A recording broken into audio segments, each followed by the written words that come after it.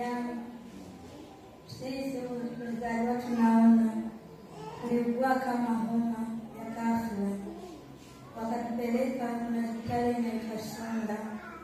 Tukatupeleka huko, tukatumia kufariki. Tulikuwa watoto 6.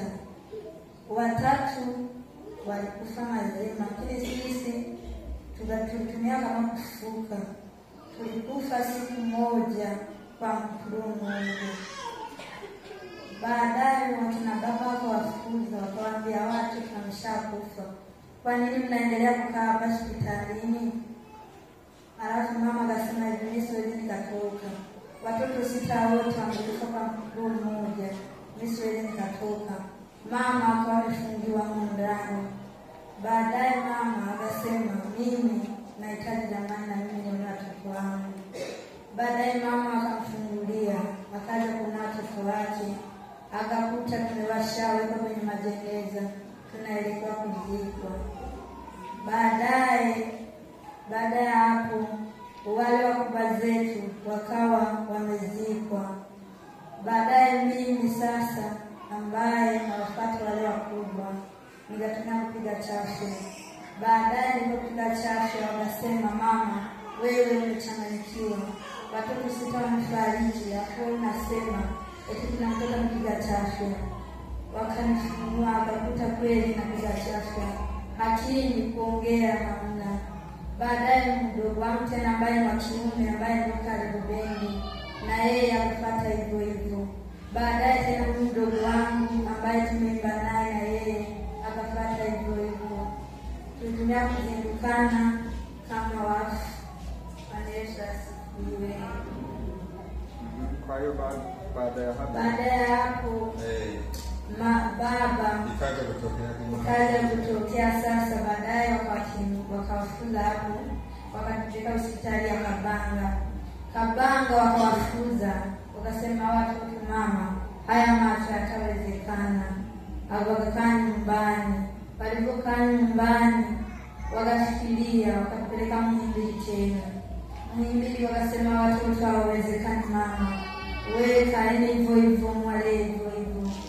Baadaye macho sasa yalikuwa kutoka damu machoni karibia miaka 2. Mwaka mmoja wa 3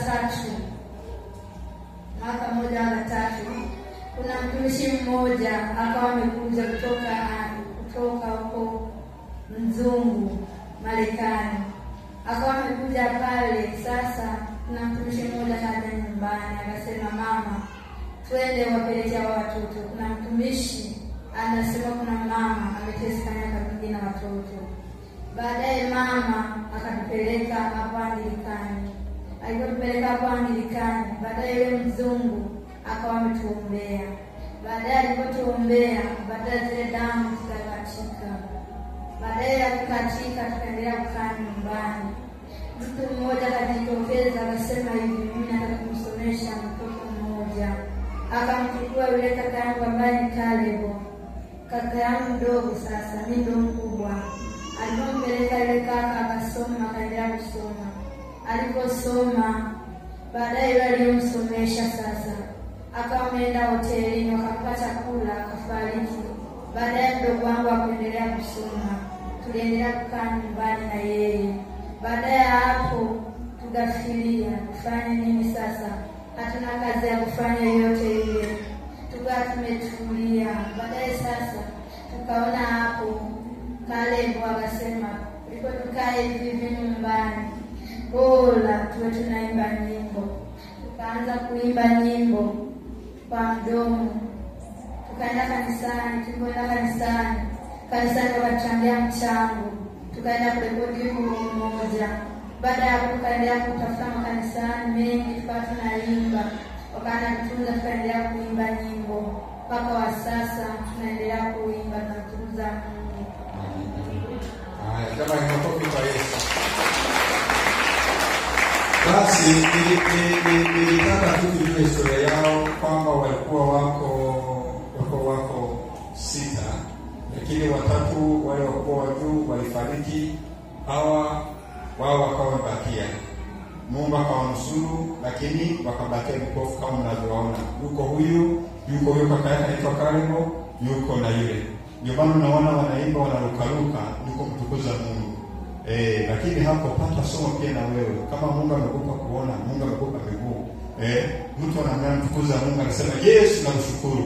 Lakini wewe umekosa chakula siku moja tu, unaanza kulalamika. Waliomaka ndio wakuingie. Kale amana elimu kweli. Asante na Mungu akaye. Mungu akubariki sana.